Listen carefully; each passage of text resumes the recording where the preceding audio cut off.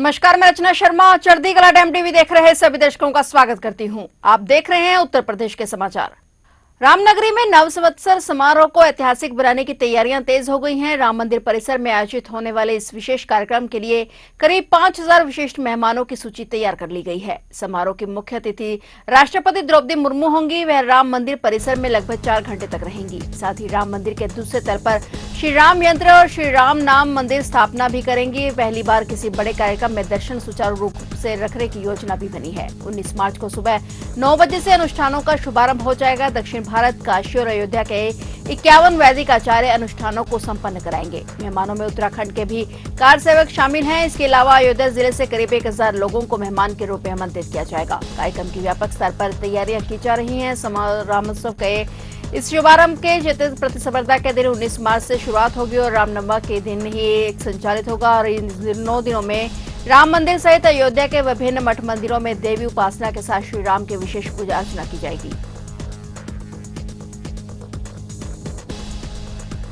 उत्तर प्रदेश के मुख्यमंत्री योगी आदित्यनाथ राष्ट्रीय स्वयंसेवक संघ और भारतीय जनता पार्टी की समन्वय बैठक में शामिल हुए। इस बैठक में नेताओं ने 2024 लोकसभा चुनाव में पार्टी के प्रदर्शन की समीक्षा की और उत्तर प्रदेश के 2027 विधानसभा चुनाव से पहले संगठनात्मक एकता पर जोर दिया। नवाबगंज स्थित पंडित दीनदयाल सनातन धर्म विद्यालय में आयोजित इस बैठक में भाजपा और आरएसएस के वरिष्ठ नेता एक साथ शामिल हुए। इसे आगामी विधानसभा चुनाव के लिए पार्टी की शुरुआती तैयारियों के रूप में देखा जा रहा है। बैठक में मौजूद नेताओं के अनुसार चर्चा का मुख्य विषय सरकार और संगठन के बीच समन्वय में सुधार करना, पार्टी कार्यकर्ताओं की चिंताओं का समाधान करना और जमीनी स्तर से प्रतिक्रिया प्राप्त करना था। इस अवसर पर उपस्थित लोगों में भाजपा के प्रदेश अध्यक्ष पंकज चौधरी, महासचिव संगठन धर्मपाल सिंह, आरएसएस प्रांत प्रचारक श्रीराम और आरएसएस से संबंधित विभिन्न संगठनों के पदाधिकारी शामिल थे। उन्होंने बताया कि नेताओं ने 2024 के लोकसभा चुनाव के दौरान आंतरिक मतभेदों के प्रभाव की भी समीक्षा की, जिसने बुंदेलखंड क्षेत्र के कुछ हिस्सों में भाजपा के प्रदर्शन को प्रभावित किया। सभा को संबोधित करते हुए सीएम आदित्यनाथ ने कहा कि वैश्विक अनिश्चितताओं के बावजूद भारत मजबूत बना है। उन्होंने पिछले 9 वर्षों में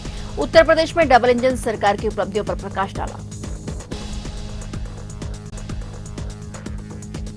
भारतीय सेना में अग्निवीर बनने की तैयारी कर रहे युवाओं के लिए सुनहरा मौका है। बरेली में 11 मार्च से सेना अग्निवीर भर्ती रैली शुरू हो रही है और भर्ती रैली में 12 जिलों के अभ्यर्थी शामिल होंगे। बरेली में 4 दिन बाद जाट रेजिमेंट सेंटर में शुरू हो रही सेना अग्निवीर भर्ती रैली के लिए जिला प्रशासन तैयारियों में जुट गया है। समीक्षा बैठक में जिलाधिकारी अविनाश सिंह ने संबंधित विभागों को दिशा निर्देश देने के साथ ही अभ्यर्थियों से दलालों से दूर रहने की अपील की है। 11 मार्च से 23 मार्च तक भर्ती रैली होगी। इसमें बरेली, बहराइच, बलरामपुर, श्रावस्ती, लखीमपुर खीरी, शाहजहांपुर, सीतापुर, संभल, पीलीभीत, हरदोई, फर्रुखाबाद, बंदोई के अभ्यर्थी शामिल होंगे और 11 मार्च की सुबह ठीक 6 बजे से दौड़ शुरू होगी। इसलिए अभ्यर्थियों से समय से सभी दस्तावेज, एडमिट कार्ड साथ लेकर पहुंचने के लिए कहा गया है। इजरायल और ईरान के बीच बढ़ते तनाव के बीच खाड़ी देशों में फंसे भारतीयों को घर आने का सिलसिला भी शुरू हो गया है। उधर कुछ विमान भी खाड़ी देशों में रवाना हो चुके हैं। दम्माम, शारजाह, मस्कट, रियाद और जद्दा से 838 यात्री विशेष और नियमित उड़ानों के जरिए लखनऊ पहुंचे। एयरपोर्ट पर अपनों को ही देखते ही यात्रियों के चेहरे खिल उठे और वहीं खाड़ी देशों के लिए 4 उड़ानें रवाना की गई, जिनमें 465 मुसाफिरों ने सफर किया। और पिछले कुछ दिनों से जहां 18 उड़ानें निरस्त हो रही थी, वहीं पर अब यह संख्या 7 पर आ गई है। खाड़ी देशों से उड़ानों का आंशिक बहाल होना राहत की खबर है। इसके लिए यात्रियों ने सरकार की पहल की सराहना की।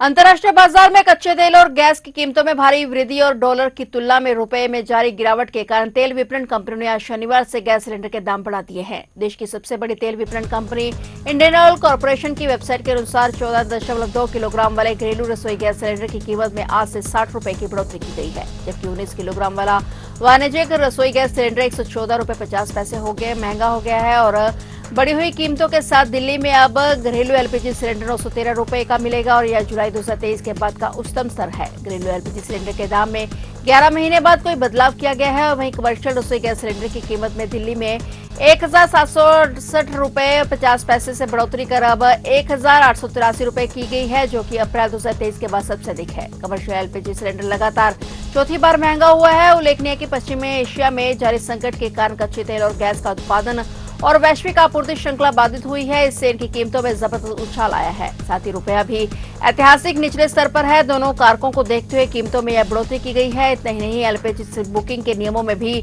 बड़ा बदलाव किया गया है। अब 21 दिन से पहले गैस सिलेंडर बुक नहीं होगा। वैश्विक युद्ध के कारण गैस कंपनियों ने एलपीजी बुकिंग का अंतराल 50 से बढ़ाकर 21 दिन कर दिया है, जिससे घरेलू बजट के साथ साथ सीएनजी और पीएनजी की आपूर्ति पर भी संकट मंडरा रहा है।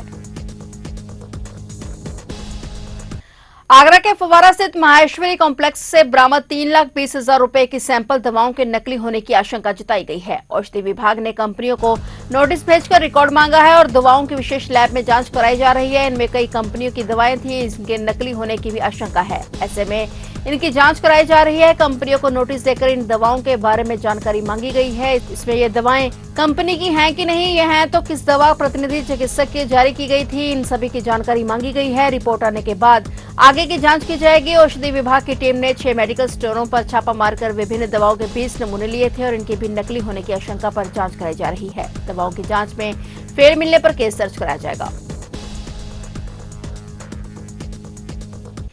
मुरादाबाद में उस समय तनाव का माहौल हो गया जब घर आए इंजीनियर ने जुड़वा बहन को चाकू से गोदकर मार डाला। उसके बाद आरोपी ने मां पर भी हमला किया। हत्या के बाद आरोपी कार लेकर फरार हो गया। युवती गुरुग्राम में एक आईटी कंपनी में असिस्टेंट मैनेजर थी। आरोपी पहले गूगल में नौकरी करता था, जो 1 साल पहले ही यूट्यूबर बना था और दोनों भाई बहन गुरुग्राम में एक ही मकान में रहते थे और 3 मार्च को दोनों साथ में होली का त्योहार मनाने के लिए आए थे। इस दौरान उनके बीच विवाद हो गया और हार्दिक अपनी मां की भी हत्या करना चाहता था, इसलिए वह उन्हें बहाना बनाकर उनके ऑफिस से घर ले आया और हमला कर दिया। और शोर शराबा सुनकर आस पड़ोस के लोग इकट्ठे हुए तो वह कार लेकर भाग गया। घटना के मूल में बताया जा रहा है कि हार्दिक पुरे निवासी एक दूसरे समुदाय की लड़की से शादी करना चाहता था, लेकिन उसकी मां और उसकी बहन तैयार नहीं थी। इसी बात को लेकर हार्दिक अपनी मां और बहन से नाराज था। लोगों की सूचना पर पुलिस मौके पर पहुंची और मां बेटी को जिला अस्पताल भिजवाया गया, जहां डॉक्टर ने हिमशिका को मृत घोषित कर दिया। एसपी सिटी कुमार रणविजय सिंह ने बताया कि आरोपी की तलाश की जा रही है। घायल महिला का जिला अस्पताल में उपचार जारी है।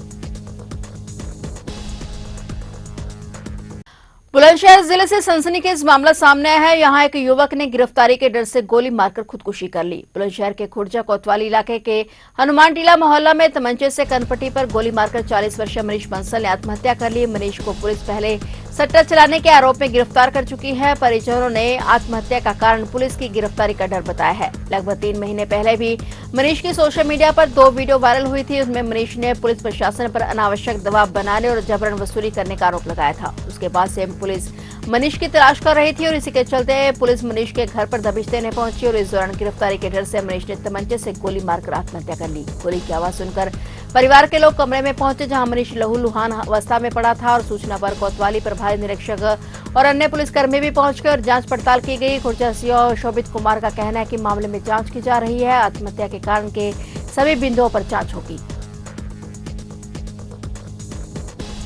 थाना खुर्जा नगर पर पुलिस को सूचना मिली कि एक व्यक्ति के द्वारा गोली मारकर आत्महत्या कर ली गई है। पुलिस मौके पर पहुंची तथा फील्ड यूनिट को भी मौके पर बुलाया तो मौके पर जाकर पता लगा कि यह व्यक्ति मनीष बंसल पुत्र चमन बंसल उम्र करीब 42 वर्ष हनुमान टीला थाना खुर्जा नगर के रहने वाले हैं।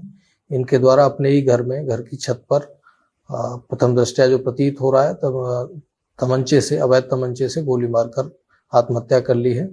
घटनास्थल से समस्त साक्ष्यों को संकलित कर लिया गया है। मौके पर ही एक अवैध तमंचा 315 बोर तथा एक खोखा कारतूस बरामद हुआ है। शव को पोस्टमार्टम के लिए भिजवा दिया गया है। अग्रिम कार्रवाई इस प्रकरण में की जा रही है।